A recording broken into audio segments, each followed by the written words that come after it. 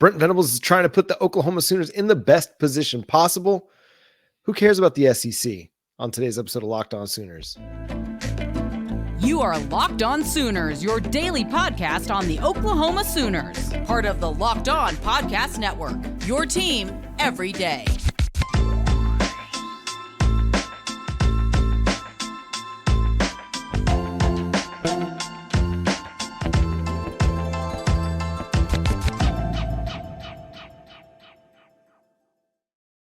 What's up, Sooner Nation? Welcome to Locked On Sooners, and thank you for making Locked On Sooners your first listen every single day. Today's episode is brought to you by LinkedIn. These days, every new potential hire can feel like a high-stakes wager for your small business. That's why LinkedIn Jobs helps find the right people for your team faster and for free. Post your job for free at linkedin.com/lockedoncollege. Terms and conditions apply. My name is John Williams. You can follow me on Twitter at John9Williams. My buddy here is Josh Helmer. You can follow him on Twitter at JoshOnRef. And Josh, going back to Brent Venables' kind of State of the Union address ahead of spring ball, there was a lot of talk about Oklahoma getting ready for the SEC. And Brent Venables, for the most part, came out and said, hey, we're just trying to put the best team together that we can, whether it's Big 12, SEC, NFL, it doesn't matter. He's just trying to live up to his standards. So let's look at a few of these quotes, Josh, and we'll get some of your reaction to that. He said, we're in a good place, and the test of time will challenge all of those things. And again, this is maybe the most unforgiving league on the planet. What we're getting ready to go into, we know that. Well, it is, unforgiving. The strength of the conference, the top of it, especially with the Georgias and Alabamas of the world, and then the other programs that over the last quarter century have picked off national championships in the last 20 years, in particular with LSU, Florida, Auburn even rose up and won a national championship. So this has been the conference of national champions, and not that it's all of those suitors every single year. It's not, right. The top is, or the layer below the top is maybe at times made out to be sometimes more than maybe it always historically has been. But look, it's going to be challenging on a week in, week out basis, more so than the Big 12 of late has challenged Oklahoma. So yes, the standard in terms of what Oklahoma is going to face week in and week out, it's going to be stronger. It's going to be more difficult. But I agree with what Venables' other remarks were, which is basically whether we're here or there or in the East Coast Conference or the West Coast Conference, Oklahoma needs to be a better version of Oklahoma. Yeah, he goes on to say, regardless of the conference affiliation, my job is and has always been to build the most competitive, strongest, deepest, fastest, explosive, smartest group of football players I can. That's what it is. And he talked about that ever since he got to Oklahoma. It's about raising the standard of Oklahoma football and just, trying to be a better version of themselves. And I think we've seen that play out, whether it's the defensive efficiency, whether it's the third down efficiency, whether it's the recruiting, whether it's, adding talent to different position groups to create the quote unquote competitive depth. We've seen this roster and this coaching staff do just that in their 3+ years in Norman. And it's continuing to ascend in that direction, especially as, 2024 was great along the defensive line. Well, 2025 looks like it might be great in recruiting along the offensive line. And everybody's feeling pretty good about the talent that's been assembled in Norman. Well, they just have to get better. That's why I go back to the Oklahoma needs to be a better version of Oklahoma. We know it's, in saying this, the SEC will be more challenging than the Big 12. It is what it is. And Oklahoma welcomes that challenge. I think the fan base welcomes that challenge. It's, I think, disrespectful to some when you hear those that have been around the, Sooner program, whether it's fans or media or coaches wouldn't say this, but fans and media certainly would, that look, the fan base is tired of Big 12 championships. Big 12 championship doesn't mean that much to the Oklahoma fan base anymore when you go and get the snot beat out of you in the college football playoffs. So the idea of going and seeing the SEC in these programs week after week, you find out whether or not you're ready to go win in the college football playoff. Now, having said that, if Oklahoma stayed in the Big 12 or is in the SEC or is in the Big 10 or the Pac 12 was a possibility many moons ago at the beginning of the 2010s, that talk really heated up, and it was a realistic possibility for a period of time. So regardless of what the conference affiliation is, the bottom line is Oklahoma needs to play better offense. They need to play better defense. And in particular, they need to play better defense over the last however many years. So Venables comes in and has the track record of doing that. He's starting to get his guys into this program. Wait until Brent Venables guys arrive. We're kind of at the end of that now. I mean, now he's brought a number of those players in, and it's how can he and his staff develop them, John? How can they continue to go find the Ashton Sanders and David Stones and Jaden Jacksons and insert defensive linemen here and talented secondary players that they've went and gotten, Peyton Bowen, et cetera, et cetera. How can they continue to get those guys and then develop them and raise them to the level to where, look, Oklahoma's not getting beat up week in, week out in the SEC. They're going around doing the beating up week in and week out in the SEC and in a serious player for a national championship. This might be an analogy that misses a few people, but I'm going to bring it back about maybe a decade or more to when Fedor Emelianenko started fighting for Strike Force in MMA.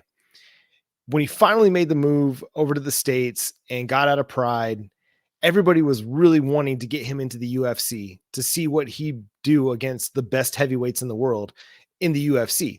Everybody across the board in MMA, for the most part, believed that the UFC had the best group of talented fighters at every weight class. But Fedor was sitting out there all by himself fighting, in Pride and then, in these other, kind of Russian affiliates and then fighting in Strike Force. And you never got to see him go up against the best of the best of the best. That's kind of where Oklahoma had kind of been for much of the last decade or so. Their string of Big 12 titles, okay, it meant a lot. Obviously, you're going to hang that banner. You're going to take pride in it. But every time that you kind of stepped out of the Big 12 in the college football playoff, it didn't go so well for you. Well, now we're going to get to see, okay, the big bad, blue blood Oklahoma going in and playing the best of the best, getting to have Alabama on your schedule. If you're able to make it to an SEC title game, getting to see Georgia in that championship, going down to Baton Rouge to play LSU, going into Oxford to play Ole Miss, like you're going to get the opportunity, getting Tennessee and Knoxville. Okay, Tennessee hasn't been like this big national power, but they've been a really, really good team for the, during the Heupel era, and they've got a lot of historical success as well. So you're looking at a schedule where you're seeing a lot of really, really talented teams week in and week out. There are no weeks off. And at times it felt like this team and this program felt like they could take some weeks off, whether it was during the Lincoln Riley era or when they faced Kansas the last couple of years. It seemed like they never really had their foot on the gas. Well, you're not going to be able to take your foot off the gas any week. Otherwise, you're going to go down to Auburn and you're going to get upset by a team that you probably shouldn't get beat by. So it's an exciting move. It's a challenging move. And like Baker Mayfield said, last week when we discussed his comments on the show, there's a little bit of worry and a little bit of concern about how Oklahoma is going to stack up in year one. But I think even in year one and in the long run, Oklahoma is going to stack up really, really well. Why? Because they're Oklahoma and they'll always be Oklahoma. This is a program that's had a long run of success dating back 70, 80, 90, 100 years, whether it's Benny Owen or Bud Wilkinson or Barry Switzer or Bob Stoops, the list goes on and on and on. This has been a program that has had a ton of success, and going into the SEC, they're going to continue to do that. But as Brent Venables points out, they got to continue to be the better version of themselves than they've all last been. The last little comment here from Brent Venables: the players are well conditioned, but our focus has really been inside out and trying to get a team, a mindset, a culture, high standards. There's always going to be a way to get better and improve your roster and improve a certain aspect of your program. We've been focused on doing that. And that's what it's about, right? Getting everything better. And I feel like they've really kind of put their money where their mouth is, so to speak, in that they're attacking the transfer portal to add really talented players, regardless of the depth that they might have, a la Deion Burks. you had a very crowded wide receiver group before you added Deion Burks, and it just got a little bit more crowded. But you're going to try to add as much talent as you possibly can throughout. Any final words on this, Josh, before we move on? Well, I just think Oklahoma understands that regardless of where they're at, they need to get better. That's no secret. But then in saying that, Oklahoma, I think, they have the right mindset going into the SEC, what you hear. And this is the coaching staff, the players. I think the fan base has the right mindset of, we want to see Oklahoma challenged, and we want to see Oklahoma rise up to that challenge. Now, you're going to know when Oklahoma's ready to take on all comers. There won't be, okay, well, we'll find out when we get into the college football playoff. Now you're going to be very, very confident when Oklahoma turns that corner. And I think the program has that understanding and approach to welcome that challenge, John. That's right. One player who's going to be taking on a new challenge is a 2025 quarterback commit. We're going to discuss Kevin Sperry coming up next here on Locked On Sooners.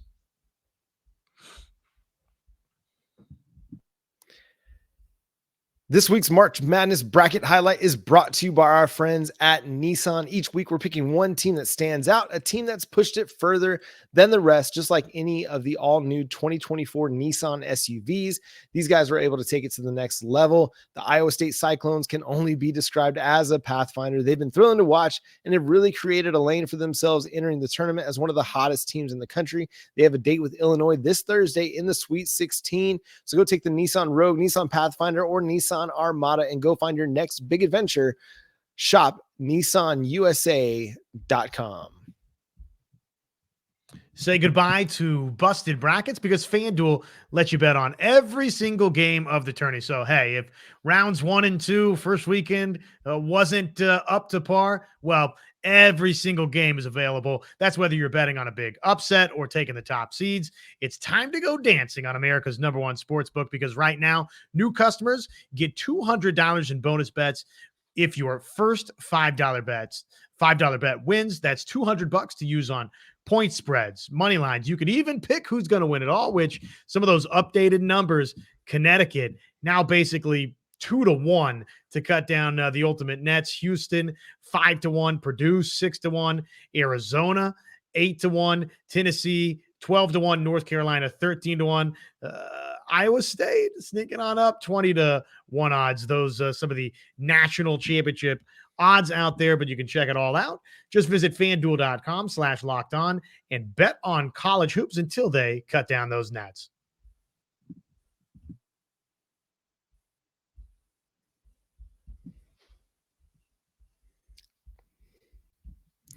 Are you watching Fox Sports or ESPN on your TV all day? Have to turn down the volume with all that shouting? Make the switch to Locked On Sports today, a free 24/7 sports streaming channel programmed for you every day to bring you the biggest stories without all the screaming. Locked On Sports today brings you can't miss analysis, opinions, and news, streaming 24/7 on YouTube or the free Amazon Fire TV channels app, part of the Locked On Podcast Network.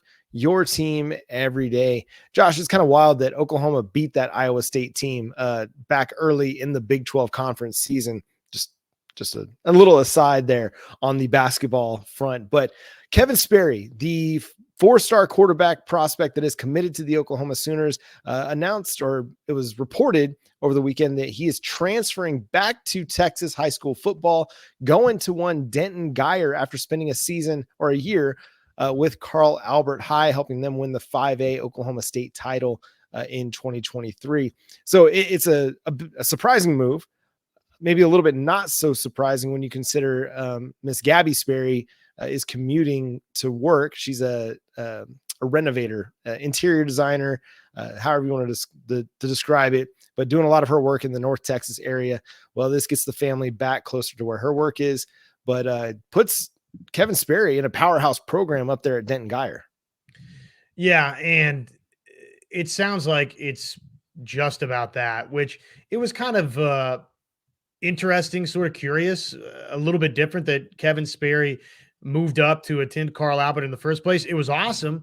You loved it. You felt like at the time it's okay. Wow, this is somebody that's really, really committed to being an Oklahoma Sooner. It made up the mind quickly in the recruitment and was dead set on it ready to commit, and oh, by the way, was ready to move to the state of Oklahoma and attend Carl Albert. And I think it's safe to say, John, that Oklahoma has reaped the rewards of that decision of Kevin Sperry. Even if it was just for the 1 year, which it's just for the 1 year at Carl Albert, the in-state receivers that Oklahoma has locked down in this class, I don't think it's any coincidence that OU was able to get those commitments at, on the timeline that they did.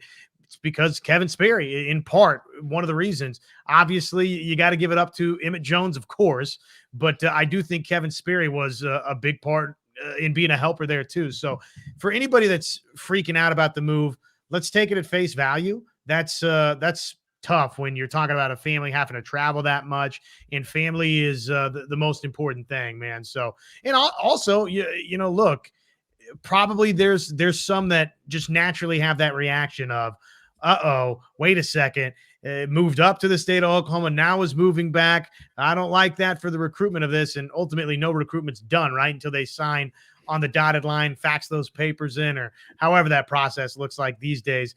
But from a strictly football standpoint, Carl Albert, wonderful program. They've been dominant for year after year after year. But I don't mind Kevin Sperry being at Denton Guyer.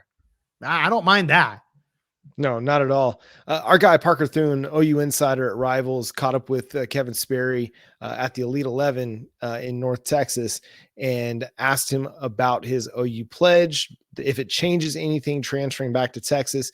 And Sperry said, not at all. Completely committed to Coach Venables and OU. And he's been unwavering in that sentiment since he committed. And he's been, as Josh mentioned, one of Oklahoma's best recruiters in the 2025 recruiting class. So I don't think this changes anything. I do like that he landed at Denton Guyer, a spot that provided Jackson Arnold, provided Peyton Bowen, and will provide Eli Bowen, or has provided Eli Bowen as well. So you got some nice little pipeline created there with Guyer, and goes to a level of competition, Texas 6A football, that should get him a little bit even more prepared for the college game as he goes up against, some of the best in the state of Texas. And it's not going to be very long. If, everything goes according to the plan that it sounds like it's going to be, then he'll early enroll and be in Norman by January. So, look, that's not too far off from now, one football season away, and he's back in Norman. But look, again, for the family to be close together is important. And if you've got a successful business that isn't leaving that metroplex, then by all means have as much time together as you can. So it's I think sounds like it's all good, and the competition angle is good. And again, I think the limited amount of time that Sperry played high school football in the OKC metroplex was very beneficial to Oklahoma in the 24 class, and probably coming up in the 25 class as well. Well, I also think just the move, the transfer initially, I think that said a lot about Oklahoma prep football anyway. It kind of raised the profile of Oklahoma high school football a little bit more, to have this, big time, college quarterback prospect transferring into, play football in your state. That means something. And I think that's a good thing. Now on another Kevin Sperry note, did so well at the Elite 11 in North Texas that he got invited to the Elite 11 finals out in California. Jackson Arnold won the thing 2 years ago. Michael Hawkins competed last year and had a pretty good showing as well. So we'll see how Kevin Sperry goes. I mean, I've been of the mind that the dude's one of the best quarterbacks in the class, if not the best. And it would not surprise me if by the end of the cycle, he had a 5-star rating next to his name. If he goes out and performs well at Elite 11, could very well earn that here in the next few months. Yeah. I mean, I think the first time he came on to you and I's radar and we watched the film, we were I shouldn't say taken aback. We were impressed by how well, obviously, he could throw it. The amount of arm strength that he had to kind of put the football wherever he wanted. And then the ability to run too. Yeah, you love that. A dual threat guy that can go make some things happen with his feet. So wouldn't surprise me if he goes. I mean, obviously you don't get invited as a finalist unless you've already turned some heads. So it's not going to be altogether shocking if he goes and becomes the second OU quarterback in not too many years to go win the Elite 11. Yeah. So best of luck to Kevin, to the family and their transition down there to Denton. Go check out Harvest House if you're going to look for a nice little beverage and afternoon lunch special. It's a pretty nice spot there in Denton. I like it. It's a good spot. Hey, it was a good weekend for Oklahoma athletics altogether. OU women advance, big weekend on the mats for OU women's gym. We're going to discuss all of that coming up here on Locked On Sooners.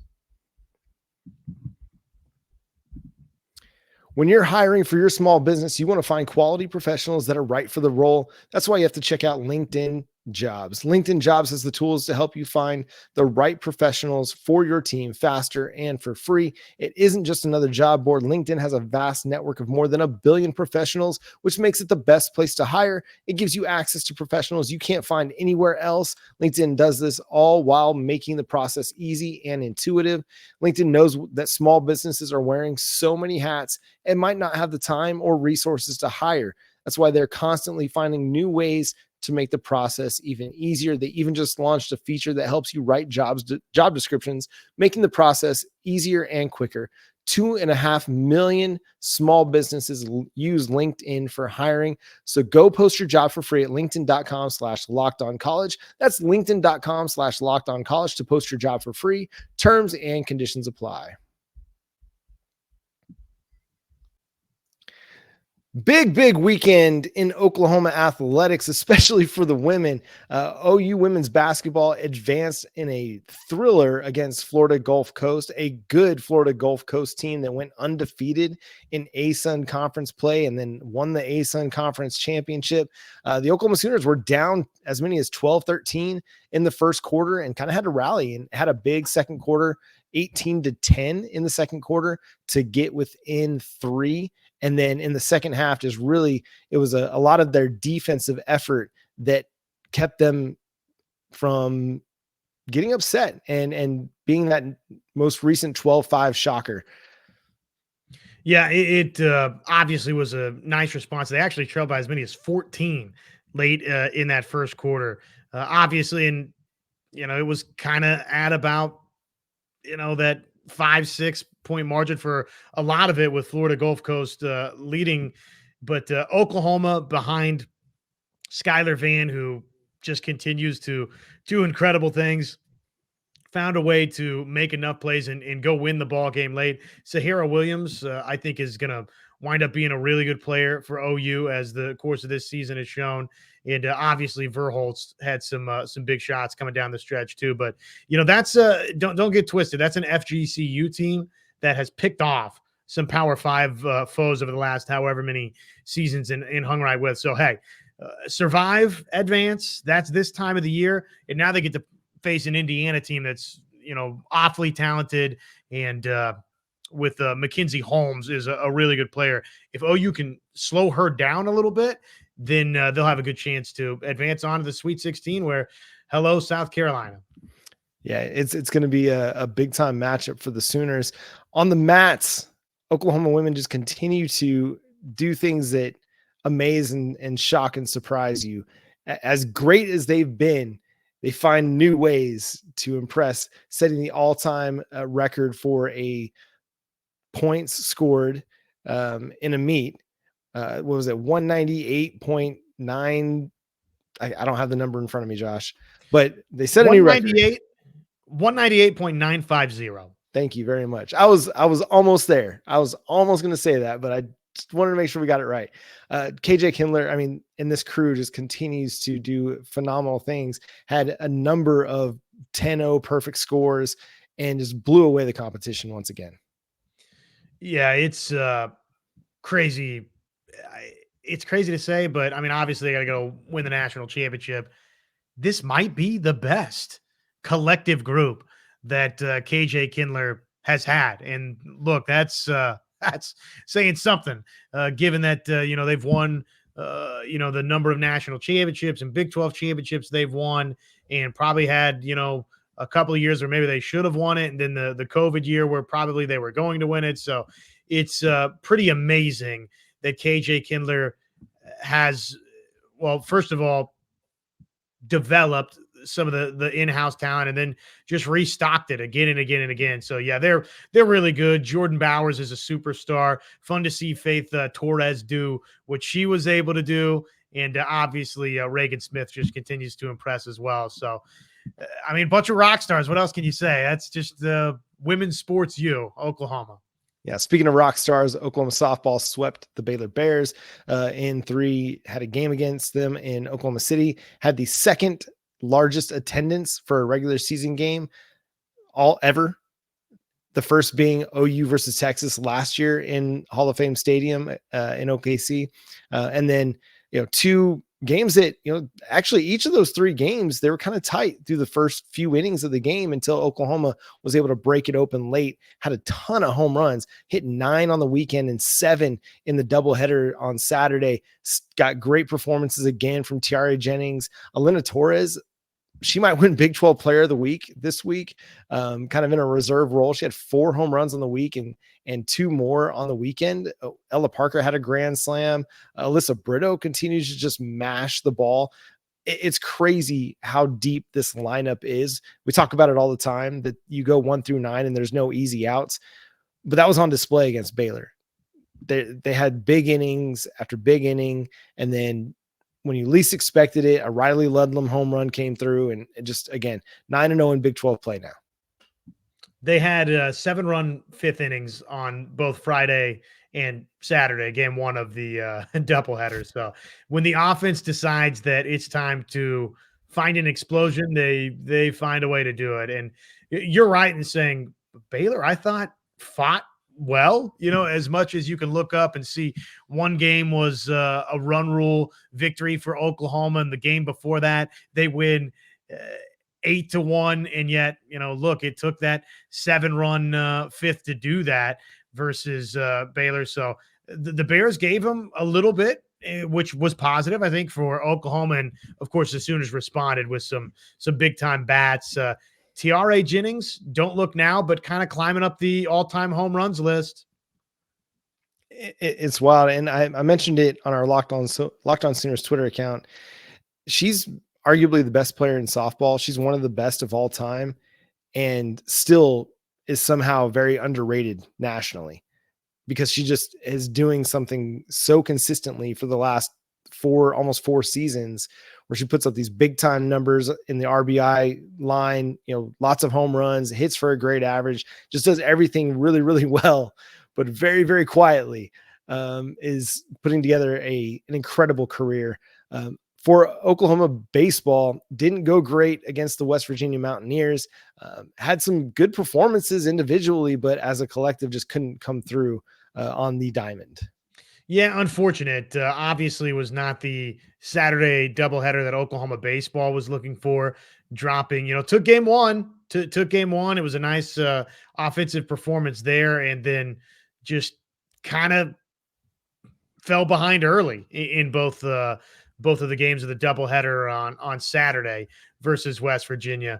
Kyson Witherspoon came in and was great in relief in that second game, but obviously it was too little too late. So that was disappointing. Came in and went 7 2/3 innings and had 11 strikeouts. But unfortunately, Jamie Hitt came out and tossed just the 1 inning and gave up 6 earned runs. And Oklahoma just got way too far behind early in that second game of the doubleheader. So first Big 12 series loss for OU baseball. We'll see how they can bounce back. They got themselves a nice head start in Big 12 play, sweeping the first 2 series, but obviously they'll want to bounce back quickly from this. Yeah, and they'll get an opportunity to do that against what may be a tough out in Oral Roberts on Tuesday in Norman. The Oklahoma women go on the road to, Oklahoma softball goes on the road to Wichita State for a midweek before taking on a pretty tough Kansas team who sits tied with Oklahoma State right now in Big 12.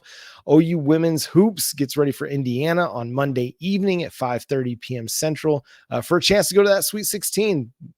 It'll be their first go if they can beat Indiana in the Jenny Baranczyk era. So be sure to tune in, get all your OU gear on, send all the positive vibes up there to Bloomington so that Jenny Baranczyk and her girls can go get that big dub.